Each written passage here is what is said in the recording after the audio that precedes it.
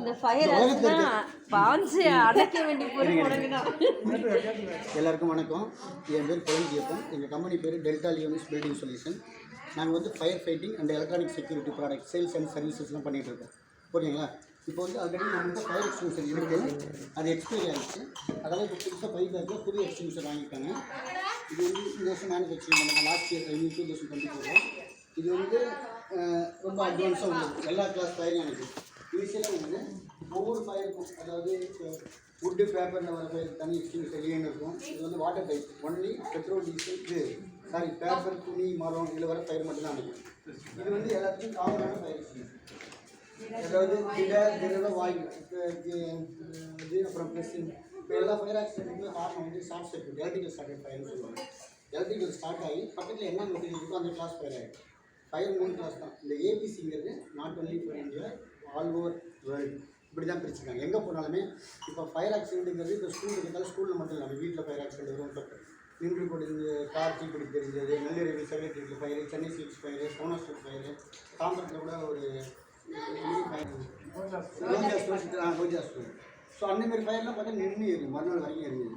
So oxygen heat ஒரு triangle fuel oxygen heat இதான் வந்து ஃபயரோட மூலப்பொருள். ஃபயர் ஈக்குவல் டு இந்த 3 இருக்குது. அப்போ இந்த எக்ஸ்டிங்யூஷரோட வேலை என்னென்னா இந்த 3ல் 1 கட் பண்ணும். இது வந்து செயின் கெமிக்கல் ரியாக்ஷன். இப்போ இந்த இடத்த மரம் இருக்குது, இப்போ இது ஒரு துணி, இது வந்து கிளாஸே மெட்டீரியல் துணி இருக்குது, எரியக்கூடிய துணி இருக்குது. இதுக்கு பக்கத்தில் ஆக்சிஜன் இருக்குது. ஏன் எரியாமல் இருக்குது? தேவையான அளவுக்கு வெப்பம் வந்தால் அது எரிய ஆரம்பிச்சு. அப்படி எரியிருக்கும்போது நம்ம அணைக்கணும்னா என்ன பண்ணுவோம்? ஜென்ரலாக ஃபயர் ஆகிட்டால் நமக்கு எப்படி அணைக்கணும்னு தோணும்? தண்ணி ஊற்றும். அப்போ இதில் எது குறையும்? ஃபியூல் ஆக்சிஜன் ஹீட் இந்த செயின் எது கட் ஆகும்?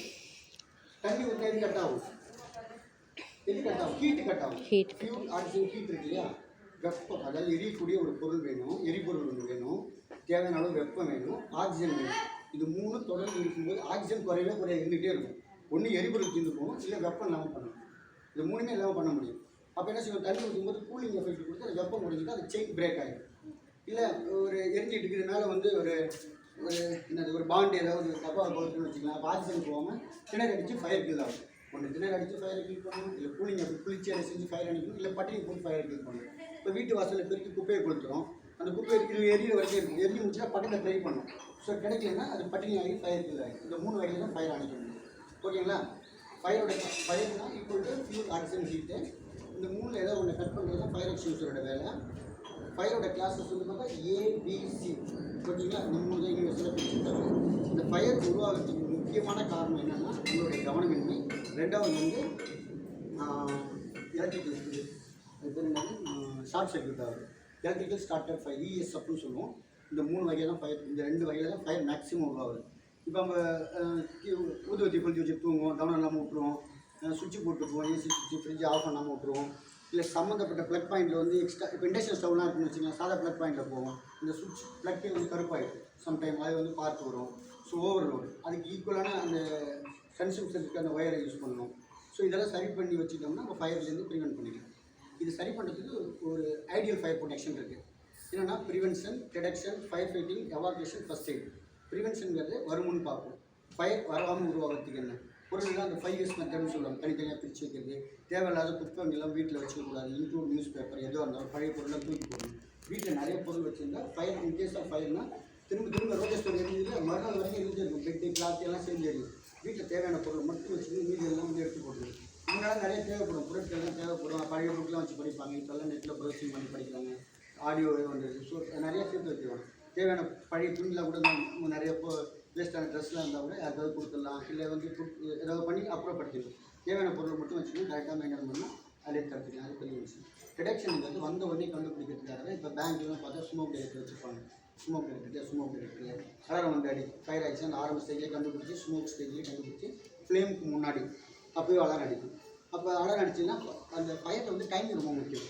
இப்போ ஃபயர் கிரியேட் பண்ணும்போது எவ்வளோ சீக்கிரம் பார்த்தோம் அந்தளவுக்கு சீக்கிரம் குயிக்காக ஃபயரை புட்டப் பண்ண முடியும். ஆனால் பார்க்கலன்னு வச்சுக்கலாம், நம்ம தூக்கிட்டோம் பார்க்கலன்னா ரொம்ப புகையை வச்சு கண்டுபிடிக்க முடியாது. ஃபயர் ஃபிக்ஸ் ஆகிடும், அவுட் ஆஃப் ஸ்டேஜுக்கு போய்டும், நம்ம கணக்க முடியாது.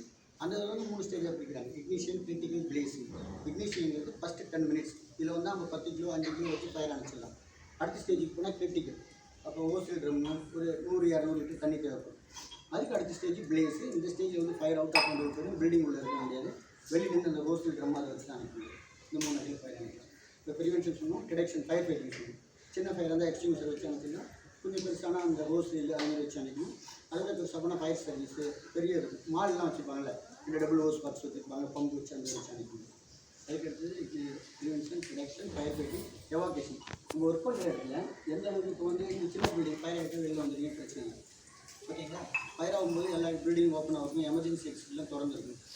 இதே வந்து இப்போ பெரிய மாலுக்கு போகிறோம், இப்போலாம் மல்டி ஸ்டோரேஜ் பில்டிங் வந்து அங்கெல்லாம் ஃபயர் ஆயிடுச்சுன்னா அந்த ஃபயர் ஸ்டேஜ் சொன்ன இல்லைங்களா, அந்த 5 மினிட்ஸில் வெளியில் வந்துட்டு பிரச்சனை இல்லை. அதை தாண்டோம். இப்போ சரவணா ஸ்டோருக்கு போகிறோம், வேறு ஏதாவது இந்த கடையில் ஜெய்சந்தர் டெக்ஸ்டைல் ஆனால் போங்க, தேர்ட் ஃப்ளோர் ஃபோர்த் ஃப்ளோர் போனால் ஒரு ஃபயர் ஆகிட்டுன்னு வச்சுக்கோங்க, பிளாஸ்டிக் பொருள் எரிய ஆரம்பிச்சு வெளியில் வர பாசிபிளாக அதெல்லாம் பத்தவே பத்தாது. ஸோ நிறைய க்ரௌடு போகும், தப்பிச்சு வர கஷ்டமாக இருக்கும். இந்த கல் முள்ளு நிறைய இடத்துல அப்படி தான். ஓகேங்களா? இது இந்த மாரி இடத்துல தான் வந்து அந்த எவாகேஷன் பிளான் வச்சுருப்பாங்க. நம்ம எந்த வழியாக போகிறத தெரிஞ்சுக்கணும். கண்ணை கட்டி விட்டா கூட, ஏன்னா ஃபயர் ஆகிடுச்சுன்னா ஸ்மோக்லாம் வந்து ஸ்கீல்லேருந்து மேலே போகிற நேச்சர் ஃபுல்லாகிடும். ஒரு ரூமில் வந்து ஃப்ளோர் ஆகுதுன்னு சொன்னால் ஸ்மோக் வந்து மேலே இருந்தால் டெபாசிட் ஆகிட்டு கீழே வந்துருக்கு. ஸோ வரும்போது நடந்து போகணும், ரொம்ப கீழே வந்துட்டு நம்ம தவிர்த்து போகிறதுன்னு சொல்லுவாங்க. அதுமாரி போயிட்டு எந்த வழியாக வரணும். இப்போ நம்ம வீடு என்ன தெரியும், லைட் இல்லைனா கூட கரண்ட் போயிட்டா கூட வந்துடும். புது இடத்துக்கு கூட தெரியாது. அங்கேயும் வந்து இந்த ரூட் மேப் வச்சுப்போம், அதை வச்சு தெரிஞ்சுக்கணும். ஸோ இப்படி எவாகேட் பண்ணணும். Prevention, detection, fire fighting, evacuation முடிச்சது ஃபஸ்ட் எய்ட். ஸோ ஃபஸ்ட் எய்ட்னா ஃபயர் ஆகிட்டு அது பர்ன் இன்ஜுரி ஏதாவது வந்தது, தீ பயம் வந்தது, ஒரு ஆள் உடம்புல தீ பிடிச்சிச்சு, இப்போ துணியை போட்டு சுற்றுறோம் அப்படின்னு வச்சுங்களேன், அது இமீடியட்டாக எடுக்கக்கூடாது. ஏன்னா திரும்ப குளுக்கோஸ் வாட்டர் போட்டு தான் எடுக்கணும். ரொம்ப டீப் சீட்டட் ஃபயராக இருந்தால் தோல்லாம் சேர்ந்து வெளியில் வந்துடும். ஸோ அதை வந்து பார்த்து எடுத்துக்கணும். ஸோ இதை பற்றி உங்களுக்கு அந்த ஐடியல் ஃபயர் ப்ரொடெக்ஷன். ஓகேங்களா? இப்போ ஃபயர் என்னென்னு பார்த்தோம், ஃபியூல், ஆக்சிஜன், ஹீட், இது 3 சேர்ந்தால் தான் ஃபயர். அதில் என்ன ஏதோ ஒன்று ரிமூவ் பண்ணுறதுனா ஃபயர் எக்ஸ்டிங்ஷரோட வேலை. அதுக்கடுத்து கிளாஸஸ் ஆஃப் ஃபயர் பார்த்தோம், A, B, C அந்த இடத்துல ஸ்டார்டட் ஃபயர்.